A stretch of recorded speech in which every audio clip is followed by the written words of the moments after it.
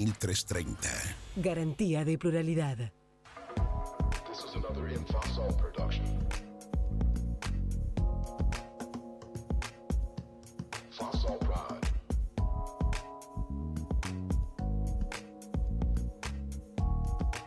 This is an original instrumental.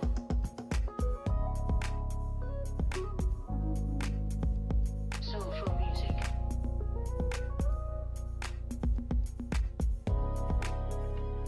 Enjoy.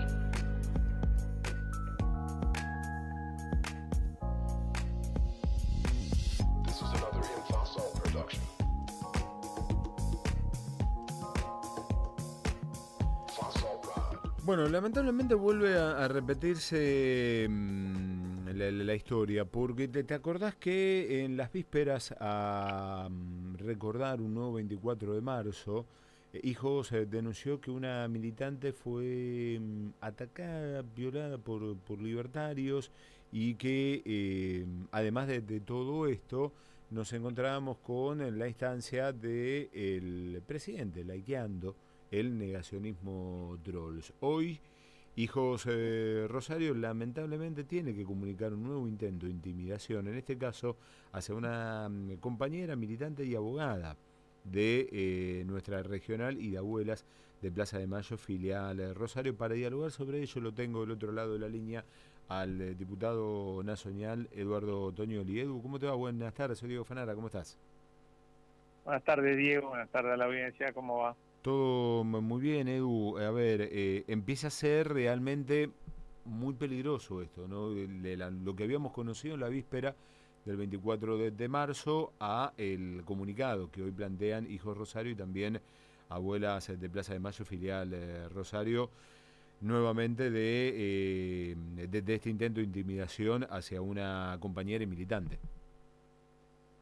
Sí, efectivamente, hace algunos días la compañera, bueno, la estamos haciendo pública la identidad precisamente para resguardarla, pero que es abogada de la agrupación Hijos Rosario y abogada de la filial de Abuelas de Plaza de Mayo en Rosario, y que en ese carácter ha participado en múltiples causas judiciales, entre ellas, por ejemplo, la causa Guerrieri.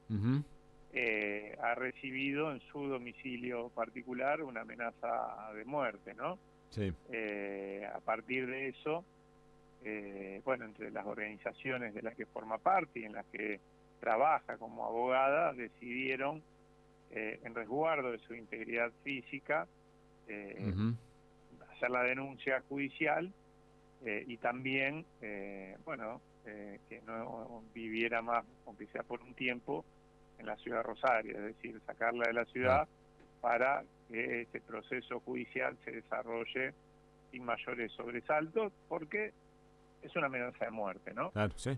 Y porque además hay un clima determinado que lamentablemente tengo que decirlo, es un clima que viene de lo más alto del Poder Ejecutivo Nacional. Vemos cómo el mismo presidente de la Nación promueve scratches, entre comillas, ataques a opositores, instala un discurso de anulación al que piensa a diferente, de ataque por sus ideas, y entre esas ideas que ataca son todas aquellas que tengan que ver con la defensa de los derechos humanos, con una perspectiva, una mirada particular sobre lo que sucedió en la Argentina desde la última dictadura cívico-militar en adelante, etcétera. Teniendo en cuenta todo ese clima, es que se decidió esto, ¿no? Pero bueno, está todo denunciado judicialmente, están las pruebas en manos de la justicia. Lo que esperamos es alguna celeridad en el abordaje y la investigación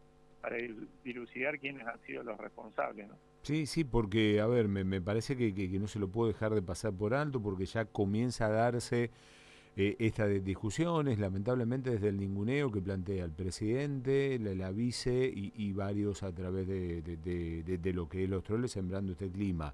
Lo que le tocó a Teresa Laborde para que deje de dar las charlas que venía dando en la escuela, lo de Sabrina Bloque, ahora se agrega también esto y después el silencio también de algunos sectores políticos y sociales también que, a ver, no salen a confrontar estos hechos. Sí, no es solo el silencio, también hay que decir que más allá de los sectores políticos, hay una obligación del Estado y quienes conducen determinadas áreas del Estado, por ejemplo la Secretaría de Derechos Humanos de la Nación, Claro. de hacerse cargo de este tipo de situaciones y poner el Estado a disposición de quienes están siendo amenazados, ¿no? Con un riesgo claro para la vida y la integridad física de esas personas.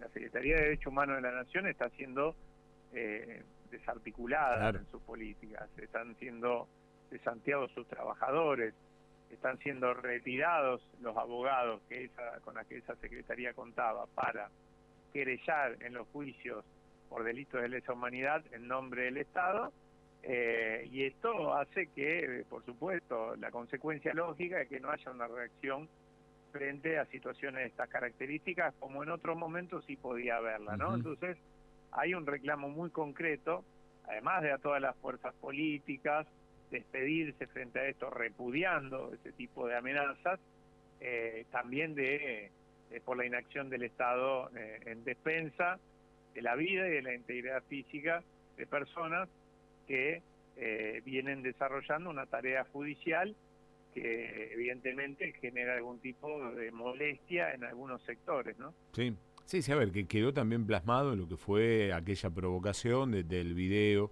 que plantea el gobierno nacional el 24 de marzo, que tuvo una respuesta contundente en las calles con uno de los 24 de marzo más multitudinarios en estos 40 años de democracia. Y la mejor respuesta que puede salir de nuestro pueblo, de sus organizaciones, es precisamente esa, ¿no? Sostener en la calle, con el cuerpo, las ideas, sostener la idea de que en democracia hay cosas que no pueden avalarse, como la reivindicación, y hablamos del pasado, Claro. del terrorismo de Estado, como tampoco dejar que estos hechos sucedan y pasen sin pena ni gloria. Se necesita un repudio claro, se necesita un mensaje claro del Poder Ejecutivo Nacional, porque ese mensaje en general termina derramando sobre la sociedad y sobre otros poderes, por ejemplo el Poder Judicial. Si tenemos un Poder Judicial que percibe que al Poder Político no le interesa, que al Poder Ejecutivo no le interesa, que al Congreso de la Nación no le interesa y que no hay ninguna reacción frente a hechos de estas características, posiblemente los agentes judiciales terminen considerando que, bueno, no hace falta premura para ver de dilucidar estos casos, y para nosotros sí hace falta, porque que se avance o no puede determinar que estos hechos se consumen o no. Sí, y lamentablemente con lo que va siendo una reivindicación y con un camino muy peligroso que vuelve a transitar el país en un tiempo de democracia, que es la estigmatización, la violencia contra quienes piensan diferentes, que se plantean estos casos, que bueno, no nos cruza a nosotros como prensa por la frase ayer de Javier Milei y aquellos colegas que pensamos diferente a este tiempo, tenemos una visión crítica apuntado desde allá, la violencia ejercida hacia las organizaciones sociales en la jornada de ayer, la embestida hacia los sindicalistas, es un camino de violencia muy peligroso que se está transitando y se va fogoneando.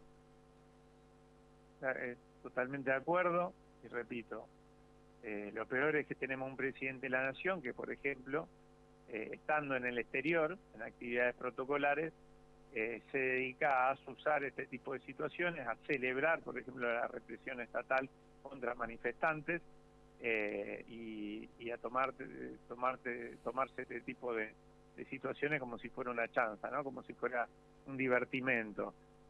Y esto puede costar vidas humanas, ¿no? Entonces hay una total irresponsabilidad por parte de quien debe ser quien dé el ejemplo, ¿no?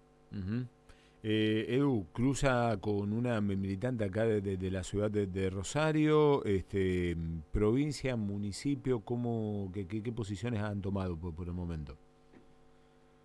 Nosotros, en esto hay que ser claro, en ese clima de idea, lamentablemente, muchas veces los gobiernos subnacionales terminan abonando, acompañando o activamente en algunos casos o pasivamente, por acción o por omisión. Sí. Tengo que decirlo, en la provincia de Santa Fe hay un escenario también complejo en materia de seguridad pública, de violencia. Lamentablemente hemos visto cómo el ministro de Seguridad, en algún caso, el mismo gobernador de la provincia, ha intentado desacreditar la labor de organismos de derechos humanos mezclándola con la situación de inseguridad y de violencia urbana que se vive, como si tuvieran alguna responsabilidad sobre eso o como si esas organizaciones tuvieran por propósito defender a las estructuras delictivas complejas, ¿no? Muy lejos de eso, lo que han hecho muchas veces estas organizaciones, que se encargan también de lo que pasa en el presente, fue plantear la necesidad de investigar los casos de violencia institucional, que son delitos. Claro. La violencia institucional es un delito que en general se utiliza para encubrir otros delitos y para gestionar la violencia en el territorio, ¿no? Entonces, lejos de ser un obstáculo, al contrario, han sido